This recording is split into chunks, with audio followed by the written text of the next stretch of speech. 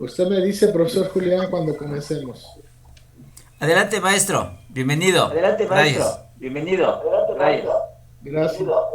Bueno, pues muy buenos días tengan todos ustedes. Eh, a nombre de mi esposa Luz del Carmen, buenos días, Muy Luz, buenos días. y de su servidor Guillermo Marín. Estamos muy agradecidos por la invitación, agradecidos y honrados por la invitación a esta mesa técnica.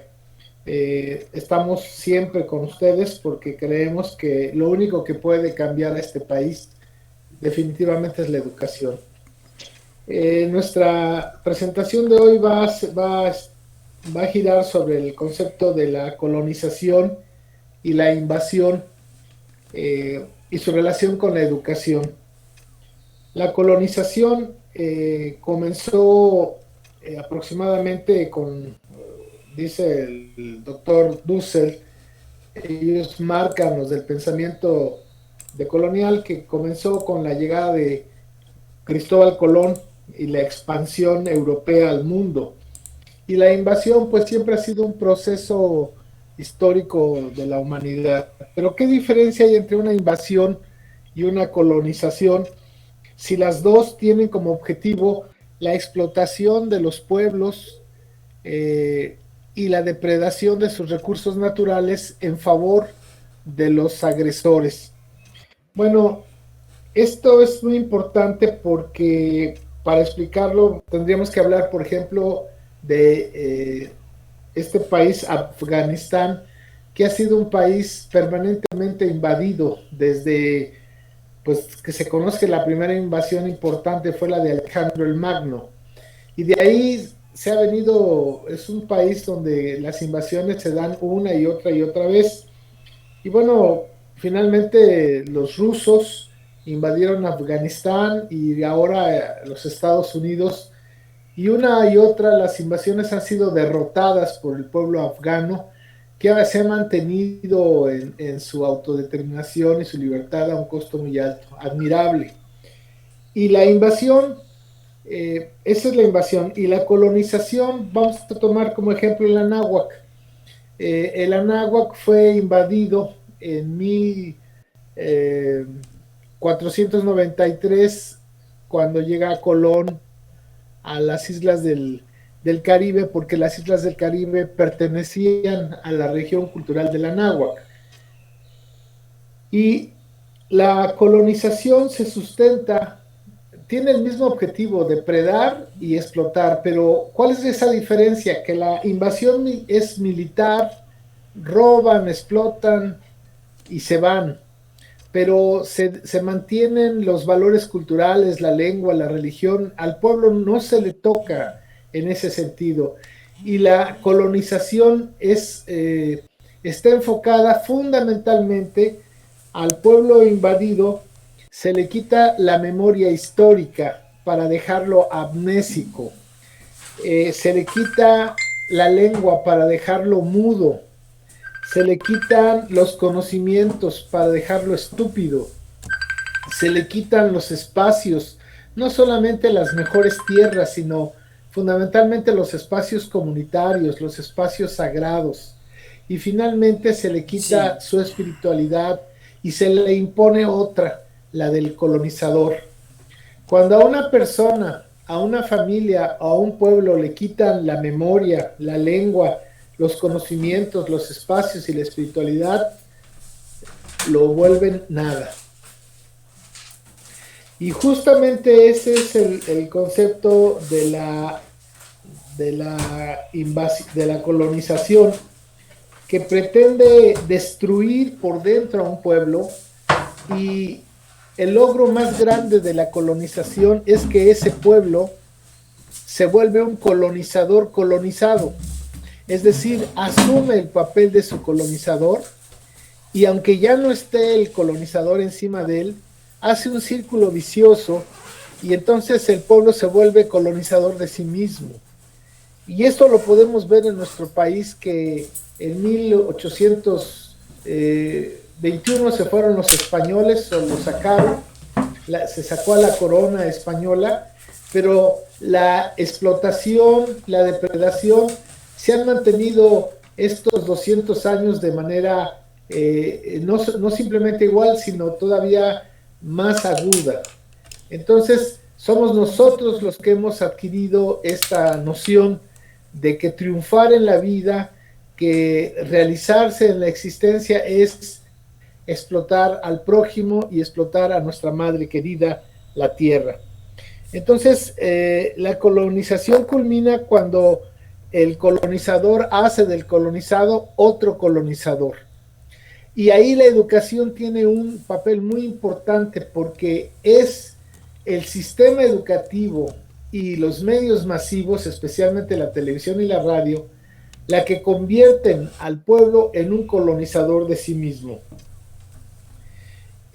Nosotros somos uno de los pueblos con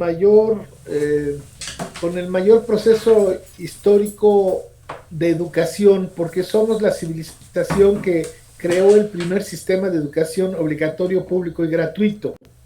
Probablemente desde la época de los Olmecas, 1500 antes de Cristo, ya estaba como una estructura civilizatoria el sistema de educación. Y lo perdimos en 1521, cuando los invasores españoles lo primero que hicieron fue matar a nuestros maestros, destruir nuestras escuelas y quemar nuestros códices. Y no volvimos a tener un sistema de educación hasta 1921. Pero aquí lo interesante es ver que el sistema de educación de nuestros viejos abuelos era un sistema de educación para la vida. Y el sistema que se ha impuesto a partir de 1521 es de educación, ha sido un sistema colonial.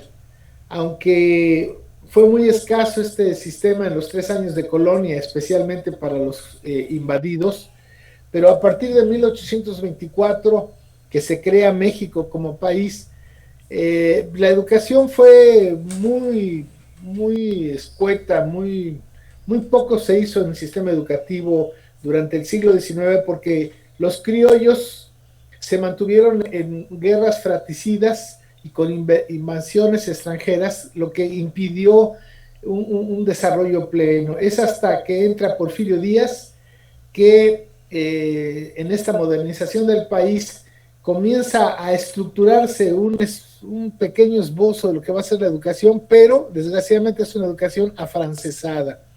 Y ya al término de la revolución, y justamente con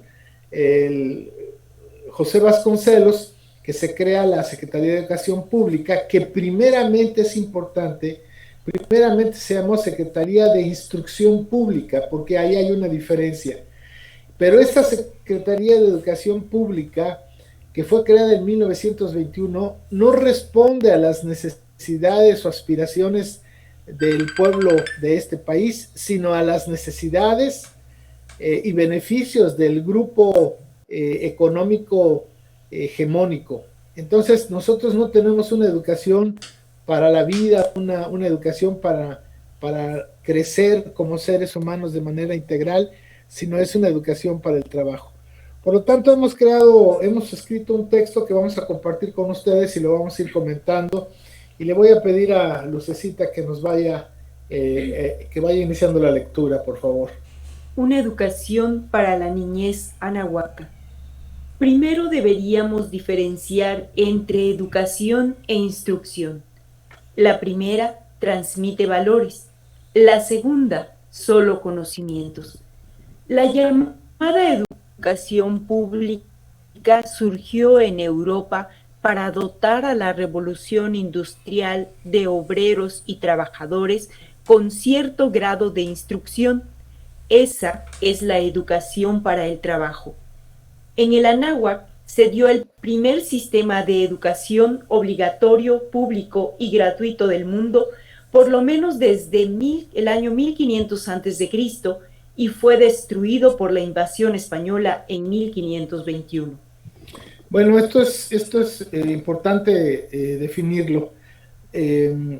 Nosotros debemos de entender que el proceso educativo que se ha llevado desde la llegada de los españoles, que fue muy poco, pero sobre todo a partir de Vasconcelos, es un proceso educativo venido de Europa. Esta visión que tenemos de la escuela de que los niños se forman, marchan, hacen honores a la bandera, tiene que ver mucho con la instrucción militar de las escuelas prusianas del siglo XIX. Ese modelo se copió. Pero ¿por qué Europa va a crear un sistema de educación hasta el siglo XIX? Pues por la revolución industrial. Necesitaron crear obreros, empleados y trabajadores que supieran más o menos, tuvieran una instrucción básica para entrar a esta nueva revolución industrial, pero anteriormente a la revolución industrial nunca se pensó en una educación para los pueblos de toda Europa. Siempre la educación en Europa fue un privilegio de la monarquía, de la iglesia y del ejército. Es hasta entonces la revolución industrial cuando se crea la instrucción para el trabajo, y eso lo debemos de tener muy claro porque estamos repitiendo ese modelo que es el que tenemos hoy en educación. La instrucción pública en México regresó hasta 1921 con José Vasconcelos.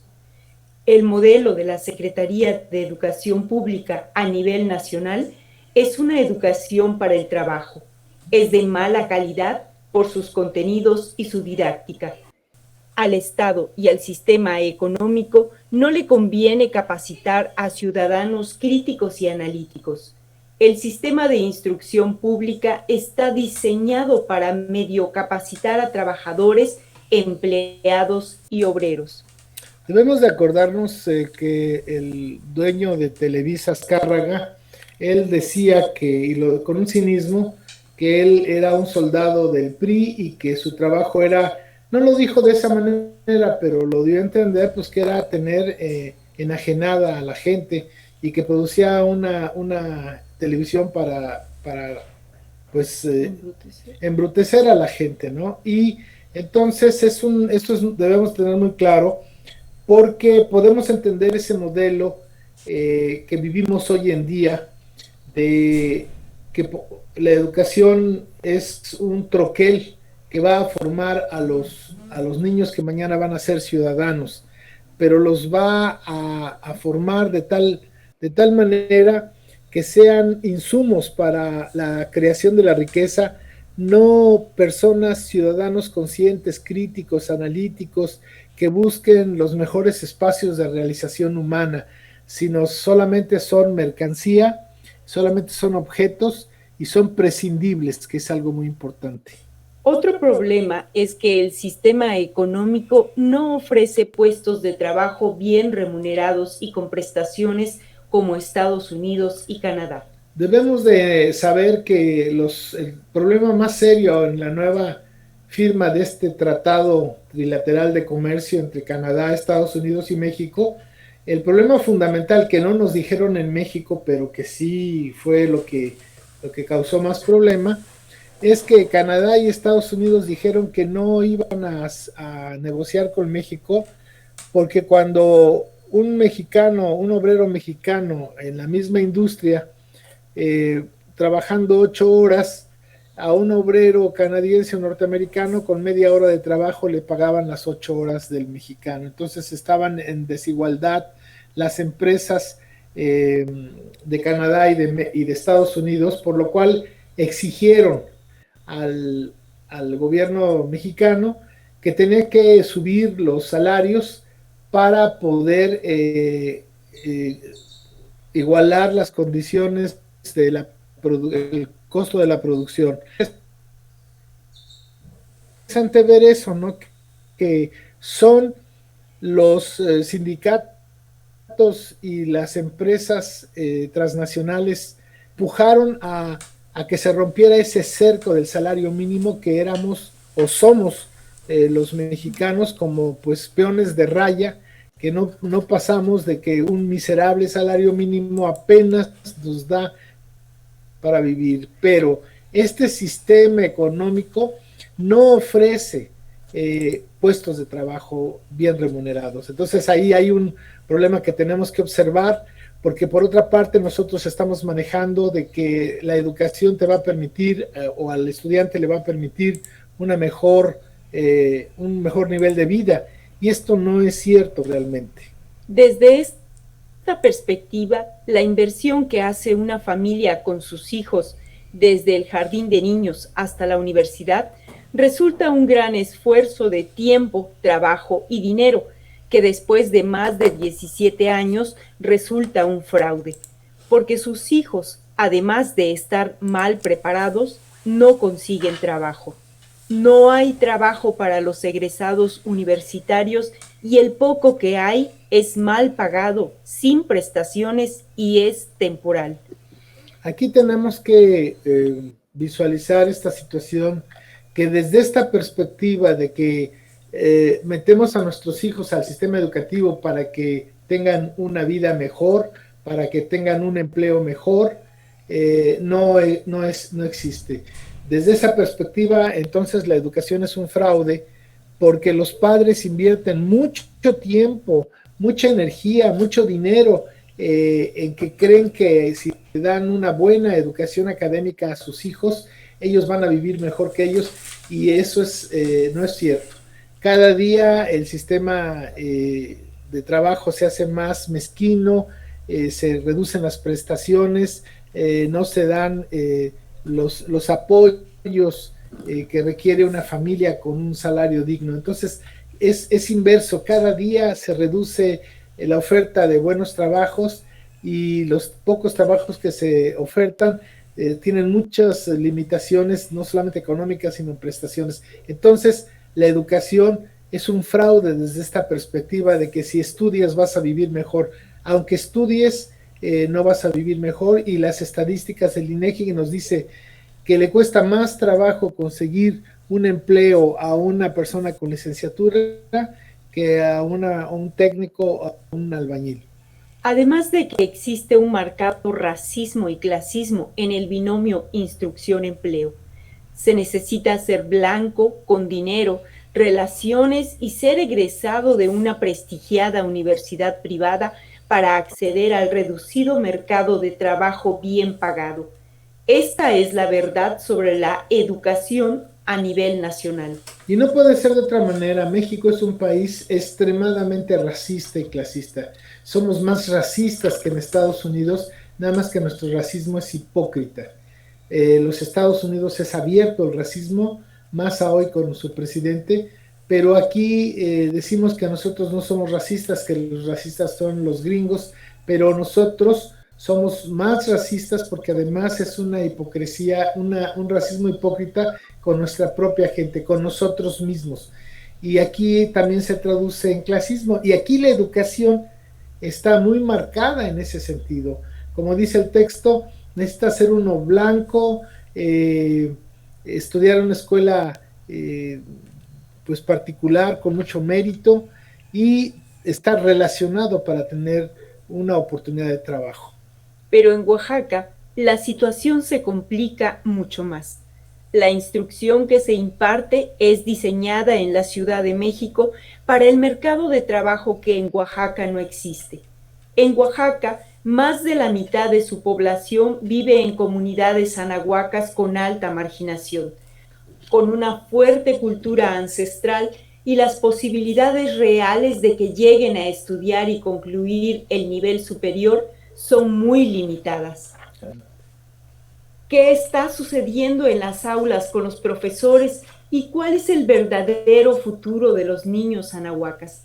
El magisterio oaxaqueño es solo el troquel del sistema para expulsar a los jóvenes a las ciudades para que engrosen los cinturones de miseria y la reserva de la fuerza laboral.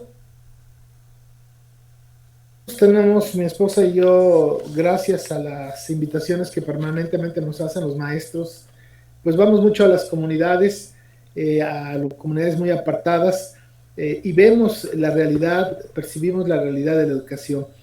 Y la pregunta es, si ya los problemas educativos que han sido planteados al principio del texto a nivel nacional hacen crisis, en Oaxaca es algo verdaderamente, pues totalmente fuera de proporción. ¿Por qué? Porque el sistema educativo malo que da la SEP, toda su estructura, que es para el trabajo, en Oaxaca ni siquiera existe ese trabajo.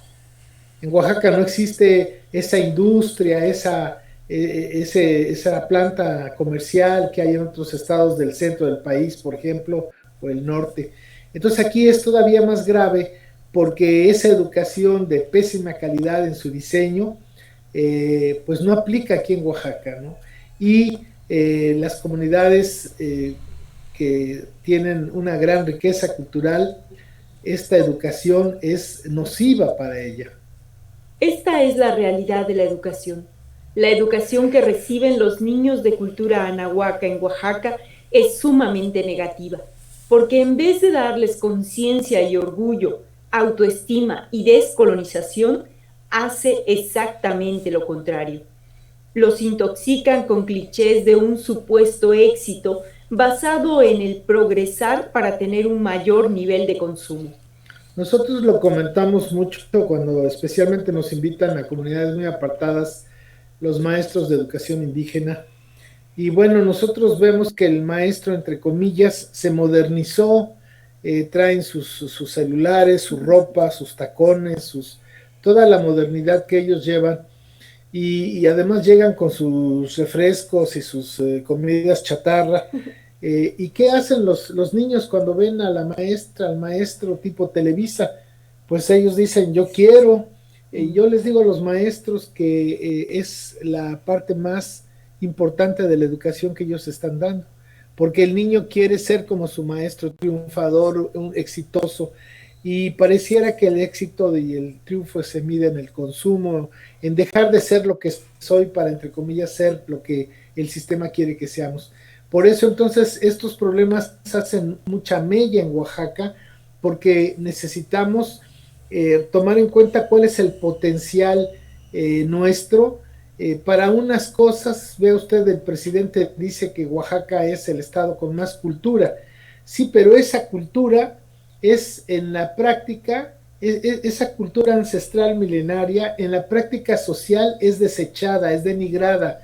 La gente quiere ser gringo de tercera en vez de anahuaca de primera. Yo uso la palabra anahuaca, perdón, voy a hacer paréntesis, porque es el nombre, esta tierra milenariamente se ha llamado Anáhuac, y nosotros con propiedad entonces somos anahuacas, zapotecos, mixtecos, guaves, triques, oques, mayas, popolocas, pero nuestro gentilicio es anahuaca.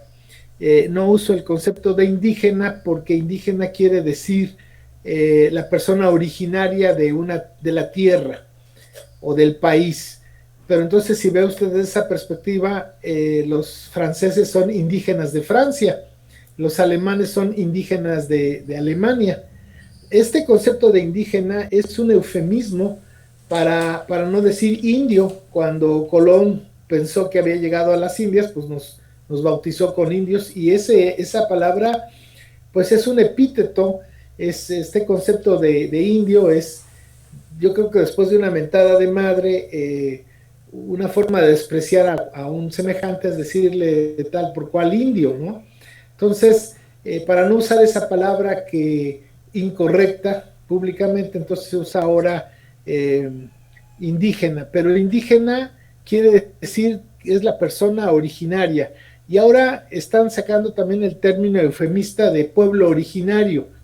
Pues que los franceses no son pueblo originario de Francia, que los alemanes no son pueblos originarios de Alemania. O sea, hay que darnos cuenta de la profundidad colonizadora mental, cultural que estamos sufriendo. Yo escribí, y la persona que quiera le mando el texto, un ensayo, se lo mando por correo electrónico, si me lo pide a tigremarin@gmail.com. Te desconozco, no existes. Si no te nombro, te desconozco, no existes. Y es lo que han hecho desde 1493. En vez de preguntarnos quiénes somos, nos subsumieron en su mundo conocido. Dijeron indios de la India. Y nos han dicho de 20,000 formas para no decir nuestro nombre, pero nuestro nombre es Anáhuac y nosotros somos anahuacas. Cierro el paréntesis. La educación en Oaxaca es colonizadora y destruye las posibilidades de vida. Deforma a los niños, los hace que desconozcan, rechacen y desprecien su comunidad, su cultura ancestral y la sabiduría que en ella existe. Los prepara para ser solamente empleados y obreros de bajo nivel. Los envía a las ciudades a ser lumpenproletariado, a vivir en la miseria y la desesperanza. A otros los expulsa a Estados Unidos a ser explotados en medio de la discriminación y la persecución de ser ilegales. Como muchos de ustedes sufrimos estos maestros incultos que nos decían allá en el origen de la humanidad, en la vieja Grecia, y todo el referente histórico de identidad, y esto viene desde Vasconcelos. Acuérdense que creó las misiones culturales y nos quiso quitar nuestras lenguas para imponernos el castellano o el español con las lecturas de las lecturas universales, ¿no? Entonces, nos han querido despojar de nuestra lengua, nos han querido despojar de nuestra cultura, y la educación ha jugado un papel. Esta educación o esta instrucción pública que la SEP ha dado, ha jugado un papel definitivo. Más daño ha hecho la SEP en este tiempo tan corto que los 3 siglos de colonia, porque en los 3 siglos de colonia nuestros pueblos defendieron una resistencia heroica cultural, su cultura ancestral. Pero esta idea y lo escribe Vasconcelos, no crean que es idea mía, de ir a despojar. Sí, en el Ulises Criollo, y él dice que hay que ir a reevangelizarlos porque realmente lo que se hizo anteriormente no dio resultado, bueno, como se esperaba, ¿no? Entonces esta es la visión de que la educación tiene que ir a homogeneizar a los pueblos. La educación que da la SEP, el modelo educativo de la SEP, es homogeneización, hacer a mexicanos, entre comillas, homogéneos, con una sola lengua, una sola cultura, una sola identidad, y destruir las culturas locales. Y creo que inconscientemente muchos maestros que nacieron de las culturas ancestrales, que fueron ahí enriquecidos y fortalecidos, si no han quitado esa veta, por lo menos la han cubierto de una cultura grecolatina, de un europeicismo, de un eurocentrismo, y entonces la gente desvaloriza lo que es, porque nosotros somos parte de nuestra cultura, y si nosotros estamos presumiendo a los griegos, presumiendo a Platón, a Herodoto, a Copérnico, y cuando no sabemos la riqueza de conocimientos, de sabiduría, cuando nuestros viejos abuelos medían los ciclos de Venus, cuando nuestros viejos abuelos hacían operaciones por miles de millones con el Nepohualcínsin, los europeos andaban cazando osos semidesnudos, pero no tenemos una educación que nos enseñe quiénes fueron nuestros antepasados, cuáles sus logros. Por eso este sistema educativo es un sistema nada más para el trabajo, y para el trabajo que no existe en Oaxaca, porque es lo que yo quisiera que los maestros pensaran realmente, cuáles son las posibilidades reales en el mercado de trabajo que tienen nuestros jóvenes al terminar secundaria. Yo trabajé en el Cobao, y con un gran esfuerzo pudimos crear la Subdirección de Desarrollo Humano, y en base justamente a los resultados del Cobao de aquella época, pero creo que no ha cambiado. En el Cobao, el 70% en aquella época de estudiantes el ciclo de bachillerato, solamente el 30% pasaba a nivel superior. Y mi pregunta era, bueno, ¿y esos 70% no valen? Solamente vamos a trabajar por ese 30%, y ese 70% que las físicas, las químicas, las matemáticas, ¿de qué le van a servir si va a buscar trabajo en una gasolinería, en una tienda, va a ser empleado? ¿De qué le sirve todo eso? Y entonces la propuesta fue trabajar desarrollo humano, porque entonces habría que buscar que el alumno creciera como ser humano interiormente, que se afincara en su cultura, que buscara la fuerza interna que le da su cultura, y eso le permitiría tener un bachillerato más acorde a la realidad. La educación básica en Oaxaca debe ser replanteada y diseñada para niños que cuentan con una gran riqueza cultural y un gran potencial humano. Debe desaparecer el modelo de la educación colonizadora para el inexistente trabajo industrial y comercial y en su lugar repensar una educación para la vida en la comunidad. Una educación que los enseñe a conocer su milenaria historia, revalorar las tradiciones, usos y costumbres como el protocolo decantado de miles de años de desarrollo humano. Enseñarlos que son hijos de una de las 6 civilizaciones más antiguas y con origen autónomo del planeta.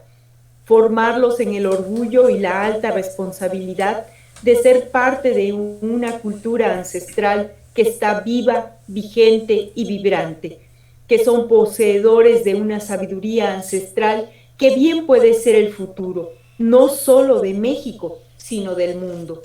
Yo creo que aquí es lo más importante de esta propuesta.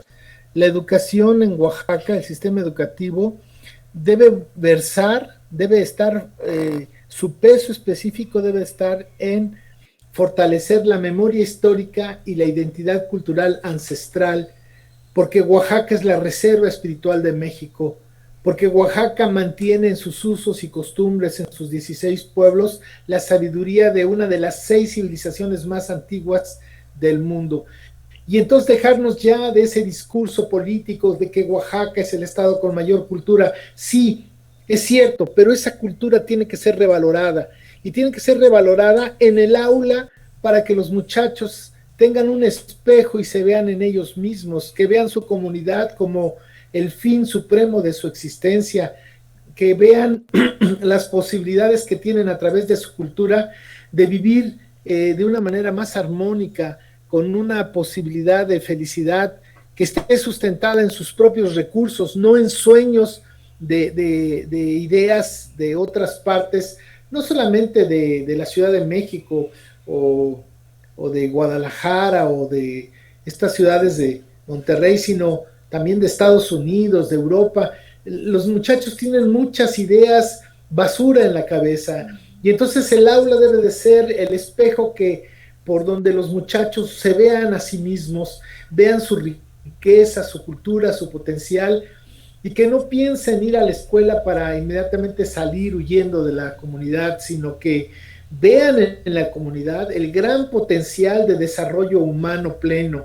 El maestro oaxaqueño, no importa el nivel de primaria, secundaria o bachillerato, debe de ser un reforzador de la cultura, debe de ser una persona que haga consciente a los niños de que el mayor potencial lo tienen en su familia, en su comunidad, los recursos que ellos tienen. Yo creo que ese es el gran desafío de la educación en Oaxaca.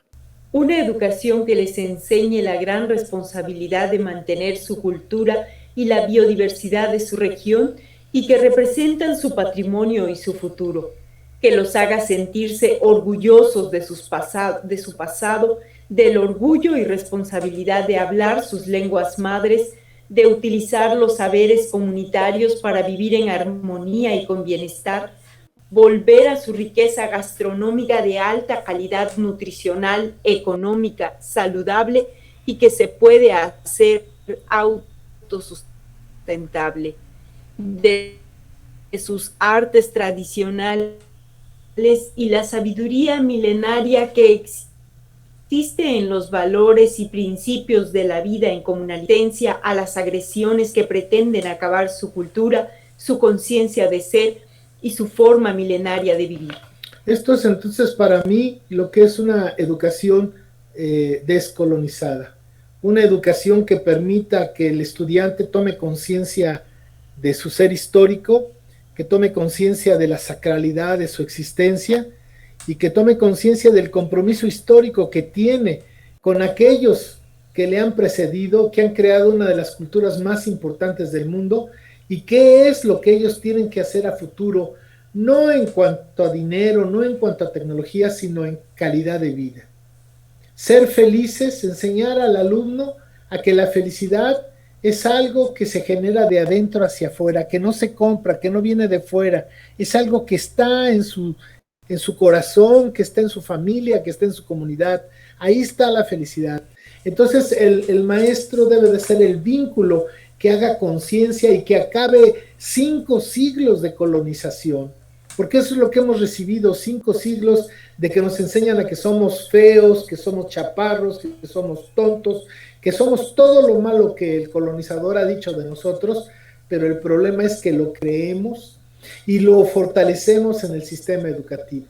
Necesitamos una educación liberadora, una educación que libere al muchacho de todo este lastre de mentiras y de falsedades, y que hace que el muchacho se sienta menos. Yo no soy oaxaqueño, pero siento el orgullo de vivir en Oaxaca y amo este estado, y en muchas partes del país y en otros países me conocen como oaxaqueño, porque siempre hablo de Oaxaca con una emoción, porque es la reserva espiritual de México, y eso lo he aprendido aquí en Oaxaca. Yo aprendí a ser persona con esta cultura ancestral, y eso ha mejorado mi calidad de vida, y creo que ese mismo camino es el que el maestro oaxaqueño tiene que hacer con sus alumnos, que son hijos de los hijos de estas 16 culturas que son el tesoro de la nación. Se requiere una educación descolonizadora, crítica y analítica, que en vez de cambiar la forma de vivir, la refuerce y la fortalezca. Que en vez de alentar el que migren, enseñarles el valor que tiene su calidad de vida en la comunidad. Se necesita fortalecer y acrecentar la memoria histórica ancestral de la comunidad, la región, la cultura y la civilización madre. Se requiere la revaloración de la identidad cultural, conocer la Toltecayotl, entendida como la filosofía ancestral de todos los pueblos anahuacas, que tiene una matriz de conocimiento en todos los pueblos. Yo creo que aquí hay una cosa muy importante. China es un país que hace 70 años era uno de los países más pobres y más corruptos del mundo. Y gracias a su cultura han creado un proyecto. No vamos a juzgarlo, pero hoy son la gran potencia del mundo. La India, lo mismo, es un país con una gran riqueza cultural, pero que también tiene una gran riqueza material. Tanto China como India son tan antiguos como México culturalmente, pero la diferencia entre estos países y México es que China e India fundamentan su realidad en su pasado ancestral. En México, desde 1521, con una hacha nos pretendieron cortar nuestras raíces. Y el Estado mexicano, desde 1824, a través de los 3 poderes y los 3 niveles de gobierno, se ha dedicado a hacerle una lobotomía histórica, filosófica y cultural al pueblo. Nosotros, los mal llamados mexicanos, comenzando por ahí, porque no todos somos mexicas, este concepto que crearon los criollos en 1824 de ponerle a su país de ellos y para ellos México es solamente de los mexicas, pero aquí en este país todavía existen 68 culturas y pueblos ancestrales, existen pueblos afromestizos y habemos muchos mestizos que tenemos de todo.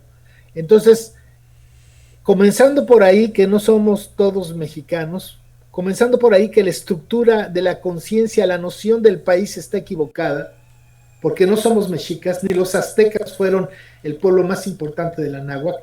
Creo que entonces la memoria histórica, la identidad cultural ancestral es la base, la esencia para poder transformar una realidad. Dice el dicho chino que al hambriento no hay que darle pescado, sino enseñarlo a pescar. Y yo digo que eso está corto, que es limitado.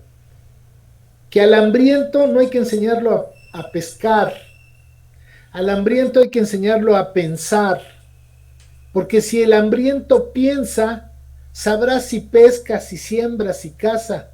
Él sabrá qué va a hacer, cómo va a resolver sus problemas. Debemos de dejar esa actitud de asistir al otro y ayudarlo. Hay que dejar que la gente se ayude a sí misma, porque no somos cualquier pueblo, somos una de las 6 civilizaciones más antiguas del mundo. Y tenemos que estar conscientes que en cada uno de nosotros hay un banco genético de información cultural que es nuestro mayor tesoro, que ahí está la respuesta a nuestros problemas. Y si no abrimos esa compuerta, vamos a seguir en esclavitud. Ayer los españoles, luego los franceses, ahora los gringos, mañana van a ser los chinos. Necesitamos recuperarnos a nosotros mismos, y es el maestro en el aula, más allá de todo este conocimiento que, con todo respeto, discúlpenme, pero el conocimiento académico que nos pone la SEP se olvida. Todas estas cosas de química, física, matemáticas, etcétera, se olvidan. ¿Qué es lo que le queda a un individuo que ha ido a la primaria, a la secundaria, a la preparatoria para enfrentar la vida? Son los valores y los principios. Y ahí nosotros no somos cualquier pueblo. Y es entonces la labor de la educación en Oaxaca, abrir ese cofre de sabiduría que está en nosotros y que los colonizadores desde 1521 lo han cerrado. Se requiere que el magisterio oaxaqueño active el banco genético de información cultural y que aflore el potencial de sus estudiantes para convertirse en seres humanos libres, conscientes y creativos. Despertar la necesidad consciente de ser ellos mismos y no un modelo ajeno e incansable. Que valoren con sabia justicia la milenaria tradición y que aprendan a juzgar analíticamente las seductoras propuestas de la modernidad. Aprender a no ser presionados para ser modernos y despreciar y dejar de ser tradicionales. Para hacer esta clase de educación se requiere forzosamente reeducar al profesor oaxaqueño, un cambio de adentro hacia afuera. Necesitamos formar a un magisterio descolonizado con un pensamiento crítico y con un alto sentido de responsabilidad comunitaria y cultural. Se requiere de manera urgente e imprescindible reconstituir un nuevo espíritu de servicio inspirado en el estilo y vocación de nuestros milenarios tlamatinime, nuestros maestros anahuacas que durante muchos siglos crearon y mantuvieron el primer sistema de educación del mundo. Se necesita despertar el corazón del magisterio oaxaqueño para que salga de nuevo la luz que no ahuma, el fuego interno que hace brillar a los guerreros y guerreras de la pedagogía y la didáctica ancestral, la propia nuestra, la profunda, la que ha vivido por siglos agazapada en los pueblos ancestrales y que ha permitido la permanencia a través de la resistencia. El pensamiento crítico no es ser criticón. El pensamiento crítico es poner en duda todo lo que sabemos. Es ahí donde está la esencia. Y verbo y gracia, déjenme decirles que yo nací en la Ciudad de México, en una familia eurocéntrica, colonialista, racista, y que yo emanaba de la cultura grecolatina y de la historia europea, del arte europeo, y que para mí eso eran mis raíces. Y tuve que ir a Europa, nada que ver con esa, o muy poco tenía que ver con esa cultura. Y entonces me pregunté, si no soy de allá, entonces ¿de dónde soy? Y afortunadamente, Tloquenahuaque me mandó a Oaxaca, y aquí llevo 40 años descubriéndome a mí mismo como una anahuaca. Y no uso guaraches, ni plumas, ni bailo, ni danzo, pero mi corazón es totalmente anahuaca, mi conciencia es totalmente anahuaca, porque descubrí la Toltecayotl, que es la filosofía, el conocimiento ancestral que es un elemento importante, valioso, porque es lo que permitió la transformación del ser humano y el ser humano la transformación de su medio ambiente para crear una de las 6 civilizaciones más antiguas y pienso yo una de tal vez la mejor, la más importante civilización por sus logros humanistas. Y por eso entonces pienso que la transformación está a partir de que el maestro, la maestra se vuelvan guerreros florecidos de la educación. Cuando el maestro sienta el camino del desarrollo espiritual a través del servicio de transformar rostros propios y corazones verdaderos, cuando el aula sea un espacio de guerra interna para hacer lo mejor de sí mismos, en ese momento ese maestro es el que puede, esa maestra es la que puede transformar no un mundo económico, no un producto interno bruto, sino la calidad de vida, el sentimiento de esos muchachos que el día de mañana van a formar parejas y van a hacer familias. Y es el florecimiento de sus comunidades. Es el maestro y la maestra en el aula los que están dando pautas de vida y para eso necesitamos que el maestro se transforme. Ese es el primer y más importante desafío para crear una educación para la niñez oaxaqueña. El profesor oaxaqueño requiere un exhaustivo y profundo trabajo de descolonización. Necesita conocer descolonizadamente la historia y filosofía de la civilización madre para valorar y dimensionar la civilización y la cultura a la cual él pertenece. Se requiere desterrar los sentimientos de inferioridad que le ha generado una sociedad racista y una instrucción colonizada, que recibió en las instituciones educativas como son las normales y la Universidad Pedagógica Nacional. Para descolonizar la educación, primero se necesita descolonizar al profesorado. El docente debe sentirse inmensamente orgulloso de ser descendiente de la civilización madre y tremendamente motivado por ser parte de una cultura ancestral. Solo de esa manera podrá transmitir y motivar a sus estudiantes. El docente debe ser el faro que guíe las aspiraciones de los estudiantes. Debe convertirse en un referente de vida y de valores que deje profunda huella en sus estudiantes. Un profesor con un rostro propio y un corazón verdadero. Una antorcha que no ahume, un símbolo de vida. Solo un docente que sienta la necesidad consciente, íntima y personal de descolonizarse y ser verdaderamente una persona libre podrá formar nuevas generaciones de oaxaqueños.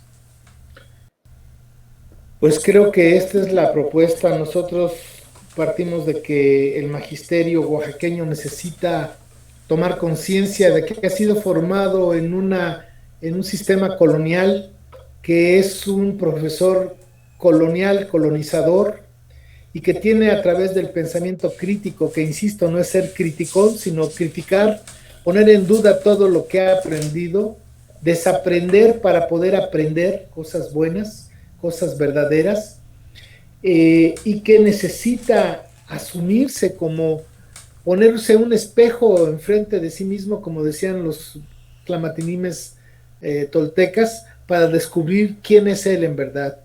Y no puede ser de otra manera. Todos estamos colonizados porque vivimos en un sistema colonial. No solamente nosotros, nuestros padres, nuestros abuelos, nuestros tatarabuelos. Hay que entenderlo, hay que ser honestos. Vivimos una sociedad colonial, colonizadora, racista y clasista. Y partir de ahí, de esa realidad, para poder transformarnos. Si se transforma uno, entender que ningún camino hacia afuera puede ser recorrido en su totalidad si no se recorre antes hacia adentro. La descolonización del profesor, de la profesora, tiene que ser de adentro hacia afuera y es una acción personal. No se toman cursos, no hay un libro para la descolonización. Creo que es una actitud de vida, una rebeldía y una necesidad de ser auténticos, de ser libres y darse cuenta que hemos sido sometidos a un sistema de pensamiento único en el que la explotación del prójimo es la regla fundamental del sistema. Entonces necesitamos que ese camino sea recorrido primero hacia adentro, y por eso creemos que la transformación del magisterio es una cuestión muy personal, muy íntima. Sí debe de estar acompañada de un sistema, de una propuesta metodológica, etcétera, etcétera, burocrática, ¿sí? Pero que ante todo debe de haber una convicción personal de asumirse y entenderse como víctimas de la colonización, y que uno tiene que descolonizarse. Personalmente yo cada día me descubro cuán colonizado estoy, mi forma de entender la vida es una forma colonial, y solamente de esa manera puede uno empezar a pensar de manera crítica, desaprendiendo. Y creo que es un reto formidable, creo que es un reto que, si bien parece imposible que se pueda dar en la SEP, pareciera imposible, como también en diciembre de este año hubiera parecido imposible que de repente nos encerráramos en nuestras casas y detuviéramos la economía que nos está destruyendo. En diciembre eso hubiera sido imposible. Tal vez hoy podemos pensar que imposible sería que la SEP se descolonice, pero lo que sí es posible es que cada uno de nosotros, como una acción personal, una acción de vida, tome el desafío de la descolonización, y que sea una acción personal de plenitud, una acción rebelde, liberadora, para transformar no solamente nuestro corazón, nuestra familia, nuestro trabajo, sino fundamentalmente pues estos niños, estos jóvenes que sus padres nos los dejan con la esperanza de que les demos una opción de vida más positiva que la que ellos han tenido. Bueno, pues con esto nosotros terminamos. No sé si hay algún comentario, no sé, Cita. Pues es muy importante la forma en la cual nosotros trabajamos con las comunidades, porque esa es la llave que nosotros estamos entregando. Cuando a los jóvenes les decimos que su futuro está en la ciudad, que ellos deben ir a la universidad y considerar como maestros, eso es lograr sacar al joven, a estos niños, a estos jóvenes de sus comunidades y mandarlos a estudiar una carrera, entre comillas, para que sean exitosos. Cuando consideramos que ese es el éxito de un profesor, estamos ayudando totalmente al sistema, a un sistema que nosotros sabemos que no está hecho para una forma de vida digna. Y cuando nosotros les metemos esas ideas a la cabeza, porque eso es lo que nos han repetido a nosotros también, lo que estamos haciendo es destruir la comunidad. Nosotros debemos sentir, como decía el texto, ese orgullo de nuestros abuelos, ese orgullo de saber quiénes somos, desde nuestra cultura madre, que no tiene mayor diferencia solamente en la fronda con las otras culturas, porque en la raíz todas somos iguales. Por eso somos una sola cultura. Y desde esa óptica nosotros debemos entender que la forma de vida de una comunidad es lo más sagrado. ¿Por qué? Porque es una forma digna, humana.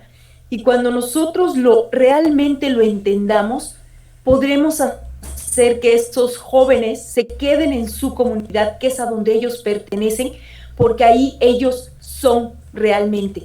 En una ciudad, en otro país, como migrantes, están anulados, completamente anulados, y solamente forman parte de ese cinturón de miseria humana, que no estoy hablando en la cuestión económica, aunque tiene mucho que ver, pero la cuestión humana de la gente que se siente nada, que no se sabe, y que regresa a la comunidad en algún momento a buscar algo que